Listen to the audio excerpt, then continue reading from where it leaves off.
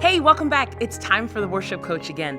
Up next today, is it your worship moment or their worship moment when you were in the role of worship leader?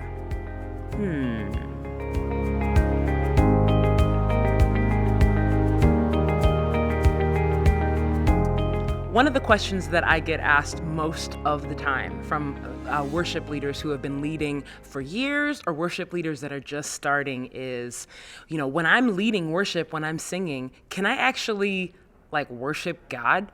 Can I have my moment with God? Or is it all about them? And so when I'm on the stage, I'm actually working. I'm working, so I should have already had my moment. And at that point, it's all about the congregation. Well, the answer to that question is yes. Let me explain.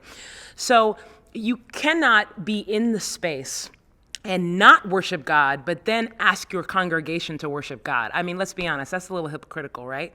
You can't ask your congregation in the moment to do something that you're not doing. And so it is your worship moment too. You know why? Because you're part of the community too.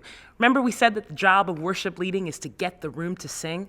You're in the room, worship leader. So make sure that you are a part of the experience. Don't miss what God has for you in that space too, even while you're working. And that leads me to the second thing. Also remember, at the same time, you are serving a role. You are working in that space. So let's say that you're on stage and you're having a worship moment with God and you just kind of lose it and break down. At that point, you can say that you are all about your worship moment at that point, right? At some level, even though you're worshiping God, you do have to keep an awareness of the fact that you are still in a role ahead of the people, leading the people. Make sure that you don't get lost in the weeds too while you are worshiping God. So, is it your worship moment or theirs?